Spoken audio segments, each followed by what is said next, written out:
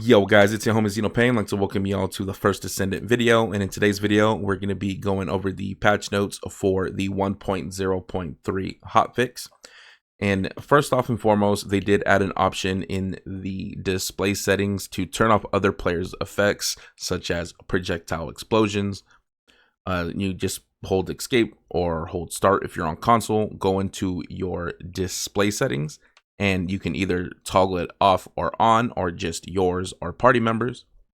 Then they also, in order to improve the visibility, the explosion effect and the duration of the vestigial organ has been reduced.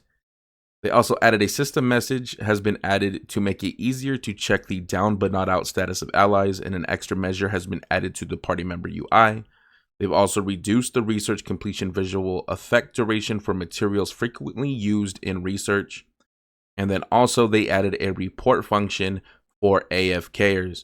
Now they said that they're looking for a punishable offense for people who AFK. I'm hoping they don't go too overboard with this. I'm hoping that what they do choose is after maybe you stand idle for 3 minutes or so, maybe even 5, they just go ahead and kick you out of the mission. That's what I'm hoping for, because you never know. Some stuff may come up in the middle of a game and you just have to leave.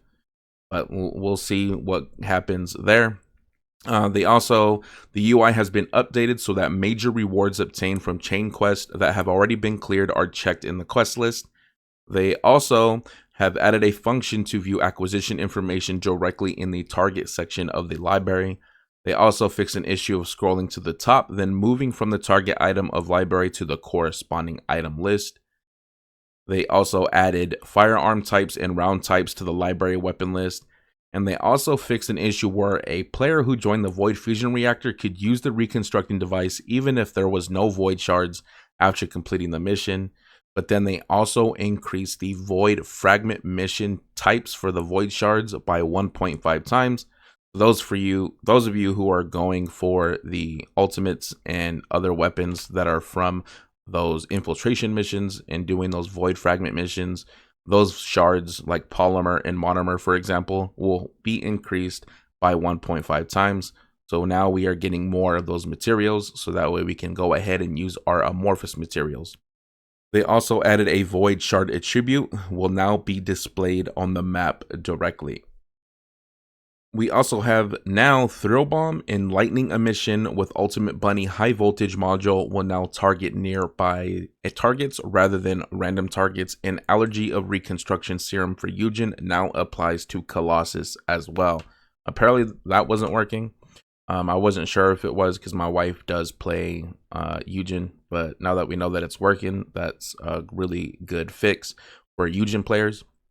They also did some infiltration operation stuff. You can now view mission results through the escape menu after completing an infiltration operation. The time limit for destroying the Iron Heart has been removed in the infiltration operation fortress, Heart of the Fortress, and the location of the supply droid in the infiltration operation fortress, Quarantine Zone, has been moved to the battle zone, making it easier to supply bullets. They also have some mission stuff. The position of immunity spheres of named monsters will not change anymore as the monsters move or rotate. The sequential sphere type of the named immunity of alternate hand of Nazestra that appears in White Knight Gulch, Eye of Truth, has been updated. Then also for all fields, every map in the game, the drop quantity on hard difficulty only has been increased by approximately 1.5 times. So more mats, more drops in general everywhere, so that's pretty awesome.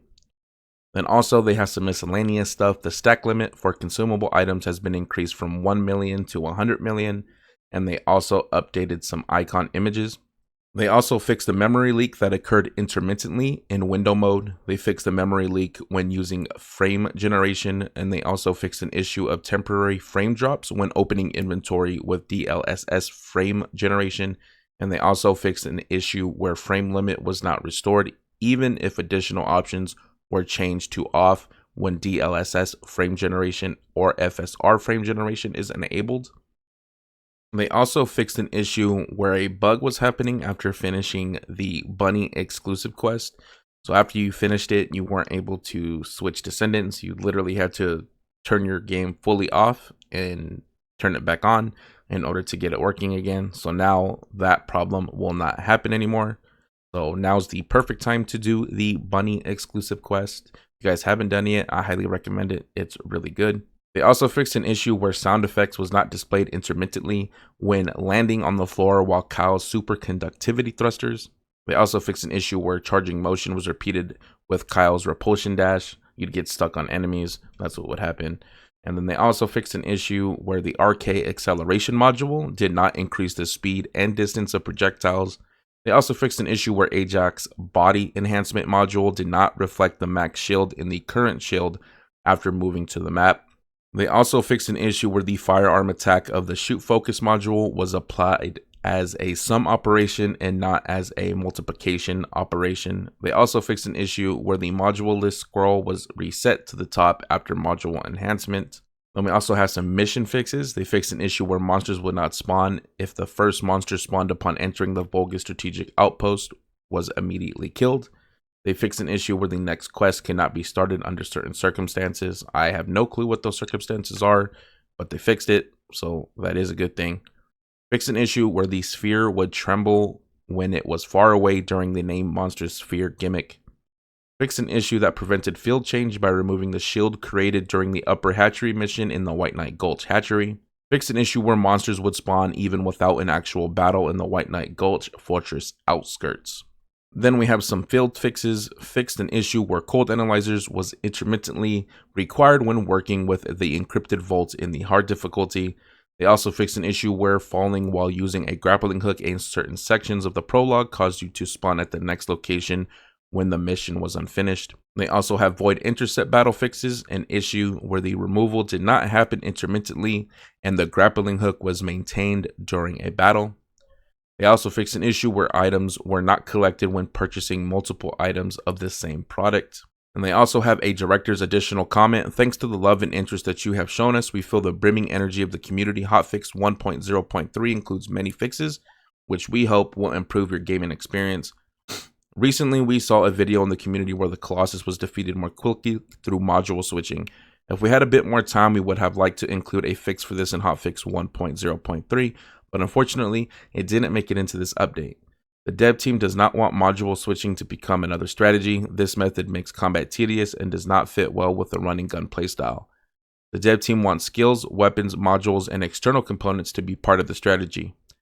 We hope that in-depth build research will progress, but strategies requiring inconvenient control are not what the development team aims for. Last but not least, we are planning to skip the patch next week for the upcoming 5th week update on August 1st. Please look forward to the new Descendant Luna and Ultimate Velby, new intercept battles, new ultimate weapons, modules, external components, and skins on August 1st.